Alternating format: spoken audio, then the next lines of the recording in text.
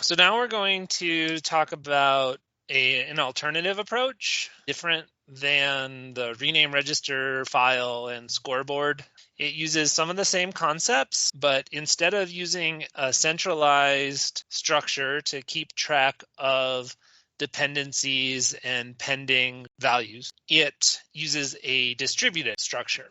What we saw before as the scoreboard, even the issue queue to some extent, is turned into these reservation stations, which are placed in front of each pipeline.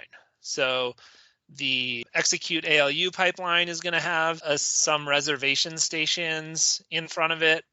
The memory pipeline is going to have some reservation stations in front of it. If we have floating point pipeline or whatever, we'll have a reservation station in front of it. And we'll talk about what goes in the reservation stations in more detail, but at a high level, the reservation station holds similar information as the issue queue did in the scoreboarding that we just looked at. About what the operation is, sources are, what its destination is, whether those are ready. The architectural register file is going to have reservation station tags in it of which reservation station that currently will produce a value that's going to be written into the register file.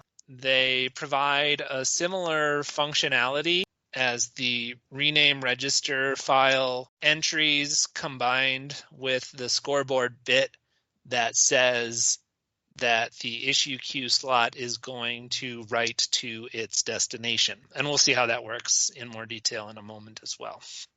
So the basic idea is to split the issue queue, scoreboard, logic, and structure into these pipeline buffers that sit past the issue stage and before each pipeline. This concept is credited to a guy from IBM called Robert Tomasulo, so that's why it's called Tomasulo's approach, and it was used for floating point unit scheduling in the 360 computers. Just a little bit of history. And then here I've drawn the forwarding lines, so you can still forward or bypass to the reservation stations. Okay, I'm rotating things. Often you're going to find Tomasulo's approach drawn in a top-down manner like this. We've got the same example snippet of code as our original naive code generated from that nasty example.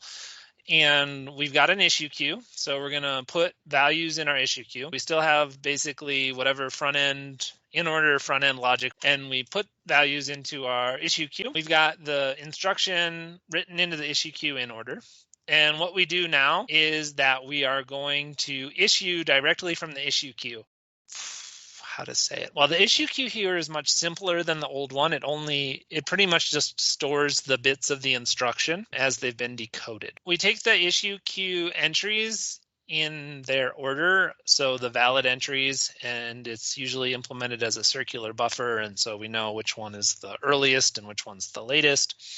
And we take the earliest ones in order. We send their register operands to the architectural register file to determine what the values are or what the tags are. Here we've got a 0 tag indicating that there's no instruction waiting to write to any of these registers. So the load word is going to write into $1 and the add-I is going to write into $29. So we're going to update the tags here of R1 and R29 with the reservation station tags where these two instructions get dispatched to. In the issue stage, when we write the instructions into reservation stations, we find out, okay, the add-I went into RX1 and the load word went into LB1. So these are the tags. There'll be some kind of number of bits, but here I'm using mnemonics. The load word tag is here for LB1. The add-I tag is here for RX1. So now we know R1 is waiting to be written from reservation station LB1. R29 is waiting to be written from reservation station RX1. The values that were read from the register file of these operations, and so they're ready to go into their functional unit pipelines now. So now we've got the next two instructions in the issue queue. We'll also compare them with the ARF, and we'll find that, Well, $1 is coming from LB1, $29 is coming from RX1, and we're going to provide a new tag for this destination, R29. We're going to update this tag here after we read it. So we're going to read the tag and say this $29 comes from RX1, and then we're going to update the tag to say $29 is now going to be RX2. We dispatch that add-I into the RX2 reservation station, and we update that tag with RX2 after we read the tag. So we read the tags, and then we update the tags based on where we dispatch the instructions to. So this store word is waiting for source 1 operand from RX1 still. We've also got this D for dispatched. So we've dispatched RX1, and so the add-I in RX1 is right now in the X1, or really finishing the X1 stage. And we've sent the load word for address generation, so it's no longer a valid entry. Kind of true. Not much more to say about right now. So then we've got 2 more instructions. We check their tags. We read, okay, this one has a tag LB1 coming here for $1. It's actually going to get the value of R2 because that's ready to be read. 29 is going to be RX2. So when we issue to the reservation station, we've got add with LB1 and the value read from register 2. And we've got this load word with its address RX2. The store word, it was dispatched and address generation happens. And we still have a load store queue here to deal with the address generation. All of the instructions that complete their pipeline stage broadcast their result and their tag on this bus called the Common Data Bus, or CDB. So the Common Data Bus is how all of the components of the processor get to know the values of tags that they're waiting for. So when this add-I finishes, it's going to broadcast the value 4092 with the reservation station tag RX1. Different structures, the ARF and the different reservation stations, are monitoring the CDB, watching for the values that get broadcast, and the RX1 is going to be plucked here, and we're going to pick up the value 4092 here, and it's going to be plucked here, and we're going to pick up the value 4092 here. So that's what happens when we broadcast the result of that add-I. In this cycle now, the load word is happening, and it's going to finish and broadcast the value of LB1. That's going to go into the load store queue, but we don't actually see that. LB1 also goes here, so the LB1 gets picked up here. Instructions can dispatch from their reservation station in whatever order they're ready to go, and the load store queue will continue to do memory disambiguation and serialize the dependent loads with respect to stores. The major differences here are the reservation station tags that get appended onto the ARF, use of the Common Data Bus to broadcast results, which is something like the forwarding network, and the reservation stations and the ARF monitor the CDB. The load store queue also monitors the CDB for the values that they're waiting for. The reservation stations are simultaneously accomplishing register renaming because the reservation station tags are essentially renamed registers. So this load word is producing the value that's known as LB1. This add-I produced the value known as RX1. This add-I produced the value known as RX2. So the reservation station implicitly rename destination registers. I don't think there's too much more that really has to be said.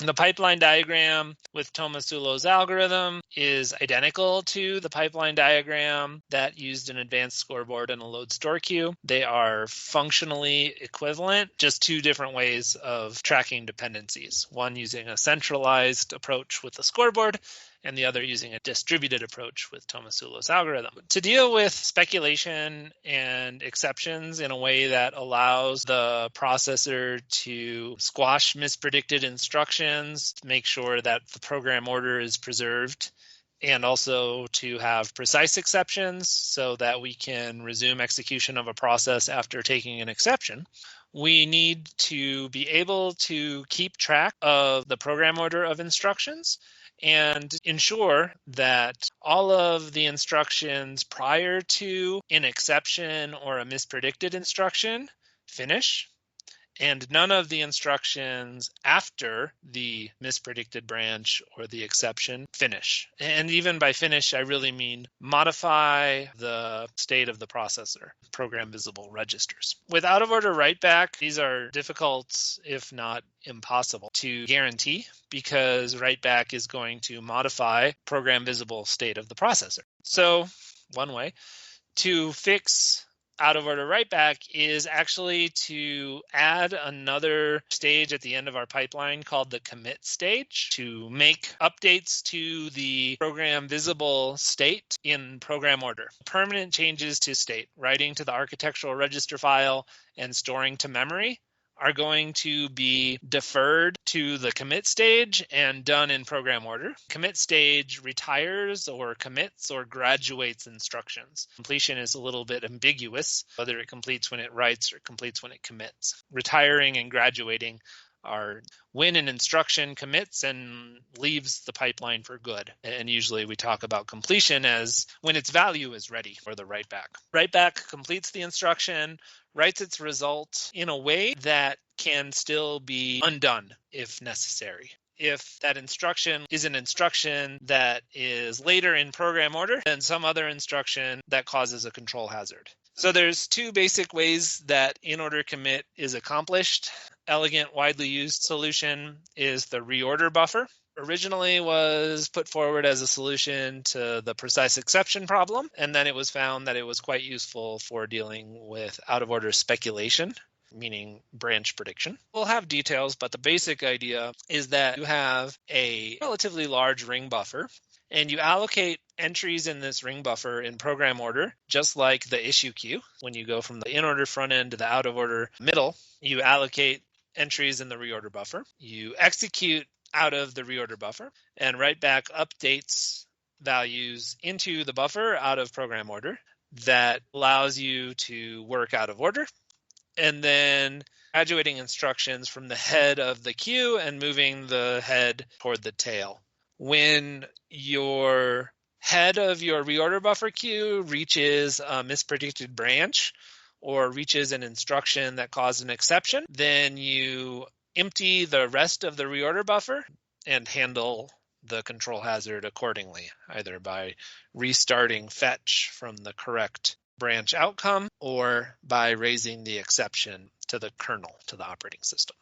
So that, in a nutshell, is reorder buffer. We'll have an example of that. Another approach is the undoable or reversible, I guess, remap table. When you're using the register renaming with the remap tables and the rename register file, you can add one speculative bit to all of the structures within your out-of-order processor, scoreboard, issue queue, load, store queue, wherever you're keeping track of the state of each instruction, you add this speculative bit, and then keep track of the entries in the remap table that are speculative entries. Basically have a way of undoing remapped rename register file updates when there was a misprediction. When you squash an instruction and it's been undone, then it ends up not having a mapped rename register file entry. This approach is much less common. It's been implemented, but not too much. The reorder buffer is much more popular. So we'll focus on that. Reorder buffer is a circular queue, and we allocate entries in order at the decode stage, and we retire entries in order at the commit stage. It's going to consist of at least these fields. Valid, that says this is a valid entry. An art saying this entry is ready to graduate, to retire. E to say this instruction had an exception, so it's pending an exception. The op is what kind of operation it is. Abstract operation based on what we need to know about instructions at retirement. If an operation is a branch instruction, a store instruction, if it updates a register file, or if it doesn't write anything. And then we need to know the destination if it's going to write something and the value that it should write. So that way when we retire it, we know what to do with it. When we add a reorder buffer to Tomasulo's approach, it looks something like this. We've got our head and our tail entries, and initially they're pointing to the same entry, and so the reorder buffer is empty. You need some kind of logic to help you figure that out. Front end is going to allocate entries in the issue queue, and it's going to allocate entries in the reorder buffer and check the architectural register file for tags. So we've got our little example again, same example that we've been using before. So when we allocate entries in the issue queue, we also allocate entries in the reorder buffer. The first two instructions are valid, not ready, they don't have exceptions pending, they are register writes, and the destinations are R1 and R29 respectively. This load word ends up going here and also going here. The head still points here, but we bump the tail down. And right now, reorder buffer is implemented in a way where the tail points to the first invalid slot. So we allocate entries for the reorder buffer and the issue queue in parallel, and then we're going to reservation stations out of the issue queue. On the next cycle, we bring two more instructions into the issue queue and the reorder buffer. So now we've got a store instruction in the reorder buffer. The value that it's going to store is coming from tag number 1. So tag number 1 is associated with R1 now. That would also be updated in the ARF. I just didn't add that for some reason. And the add-I here is a reg, and its destination is R29. And we would update our tags in our ARF now. So bring in two more instructions in the issue queue and the reorder buffer. Tag number 4 is R29, so we would have number 4 up here for the ARF for R29. Tag number 2 is the source of this add. Well, that is the result of this add-I. And we've got our entries in the reorder buffer for this add and this load. The reorder buffer is watching the CDB for tags and also for the completing values of instructions. Reorder buffer entry numbers are filtering down through the reservation stations. The tags now are no longer associated with the line of the reservation station. They're dynamically being allocated based on the reorder buffer entries. So tag number 1 means reorder buffer slot 1. This means reorder buffer number 1 is producing this value. It means reorder buffer number 1 is the instruction of this load. The tags in the reservation stations provide the linkage between the reservation station entry and the reorder buffer. When this add-I finishes, it's going to broadcast its result, 4092, and its tag, number 2, which is its reorder buffer entry, which is what happens. Reorder buffer entry number 2 gets broadcast, and it plucks its value here of 4092 off the CDB for entry number 2, and now entry number 2 is ready. And also whoever was watching for number 2, so here and here, I think, also pick up that value off the CDB. Reservation station number 1 still isn't finished. So on the next cycle, we're going to finish this add and this load at the same time. Load word into $1 of 0 from 29 gets us the value at memory address location 4096. We're going to write it into R1. That's ready now. The value for this store is also ready because we know its address and we know the value to store. The load store queue is no longer a load store queue, it's now a load queue because the reorder buffer now functions as a store queue. Serializes stores in program order because it serializes everything in program order. And when we get to it, we'll see that we actually end up dispatching or retiring stores to memory. Next. Retire the first two entries of the reorder buffer. At the same time that we're retiring the first two entries of the reorder buffer, we get the value of this instruction, which is the add-I $29, $29, -4, right? Reorder buffer slot 4 gets updated with this value, which is 4088. So these two are both going to be ready, and they'll both retire on the next cycle. And we've got the value of this add is finished, and we'll be able to retire it. This does require us to have the ability to update the reorder buffer with, in this case, we would like to update it with 2 instructions per cycle, and also to be able to retire 2 instructions from it per cycle. That can be a little bit complicated. When we retire a store, what that actually means is we send that store to memory, because that means that we've reached that location in the program, safely. We know it's not speculative. There's no exceptions pending, so we can modify the memory state. That is reorder buffer. The pipeline diagram of Tomasulo's with the reorder buffer is similar to what it was without a reorder buffer, but now we've got this little R pending waiting to commit in the reorder buffer. So we've got write back followed by commit. We typically can't commit an instruction the same cycle it finishes because write back now is broadcasting on the CDB. So we have to broadcast on the CDB, which is going to write that value into the reorder buffer. And then on the next cycle, we'll be able to commit from that reorder buffer entry. You can't write to a storage structure and read from it what you just wrote in the same cycle. Little r means finished, but waiting to commit. We delay storing until we can actually commit the instruction now.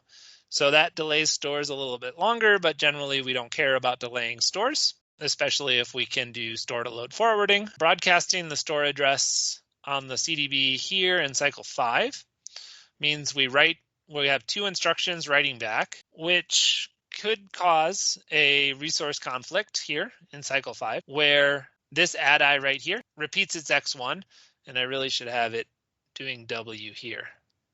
That's a little typo. So this should be a W. Under the assumption that your CDB has a limited bandwidth, which it does. Architecturally, you have to decide how many values can you broadcast in a single cycle. That's something to be aware of as well. And this is dynamic scheduling, Whirlwind Tour. Scoreboarding, given credit for introduction, in the CDC 6600 around 1964. Centralized monitoring of the instructions and the issue queue and the register renaming. So the scoreboard in the CDC 6600 and the way the scoreboard has been sort of described in textbooks, especially the Hennessy and Patterson textbook is guilty of this, makes it seem like it's an inferior approach. However, it can be made as well as Tomasulo's. However, the scoreboard does require explicit register renaming and a reorder buffer in order to make it as effective as Tomasulo's with a reorder buffer. Tomasulo's, again, has been around since IBM 360. So they really came out around the same time. Scoreboarding is slightly older in its original incarnation, and Tomasulo's is the dominant architecture in the Intel processor line, which is probably one reason that it's received so much fanfare. The 2 approaches are basically duals of each other. One is distributed and one is centralized. You can pretty much make them both have the same performance, same functional performance. As a side effect of being centralized versus distributed, they actually have advantages or disadvantages with respect to latency and power. Large centralized structures tend to require more power and more latency. That may be one reason not to use a large scoreboard. On the other hand, when you have to have a large reorder buffer, it may be a wash anyway. Okay, so that was fun.